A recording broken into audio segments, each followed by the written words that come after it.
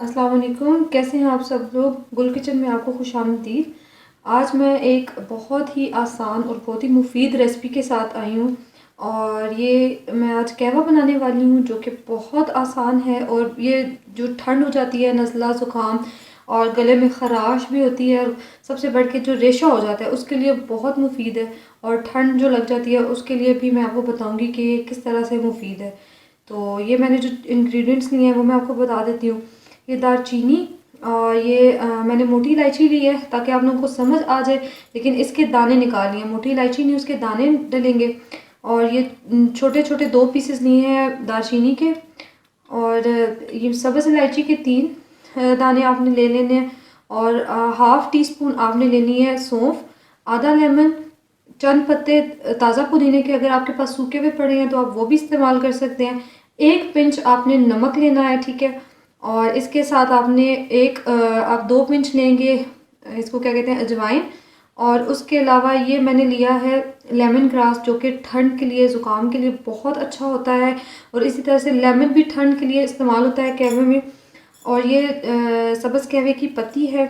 और उसके साथ आप इसमें डालेंगे शहद जो कि बहुत ही ज़्यादा अच्छा होता है। और चीनी जो होती है थोड़ी नुकसानदेह भी होती है और शुगर के पेशेंट्स के लिए। कई लोग जो होते हैं वो नहीं लेते शुगर, या बिना ग्रीन टी को इसी तरह से पीते हैं जो घर पे बनाते हैं, या टी बैग्स लेते हैं। तो आप शहद डालें तब भी अच्छा है, अगर नहीं ले सकते तो आप उसको मत डालें।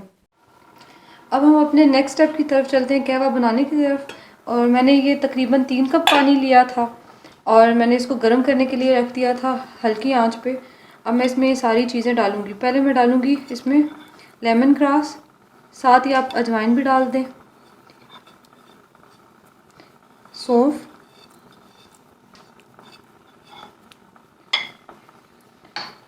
बड़ी मोटी इलायची के आपने दाने डालने हैं, ठीक है।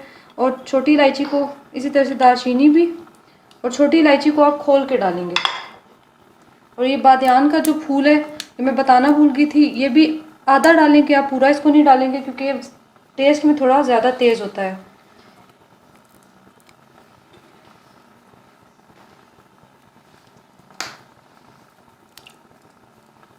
ये सब्ज़ इलायची मैंने खोल के डाल दी है। साथ ही जाएगी ये कहवे की पत्ती,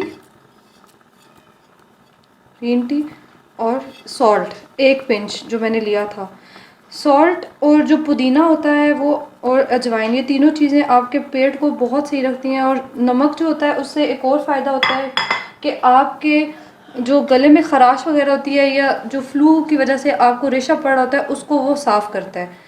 और अब ये थोड़ा सा बॉयल होगा मीडियम फ्लेम पे, और मैं इसको 2 मिनट के बाद इसको ढक दूँगी।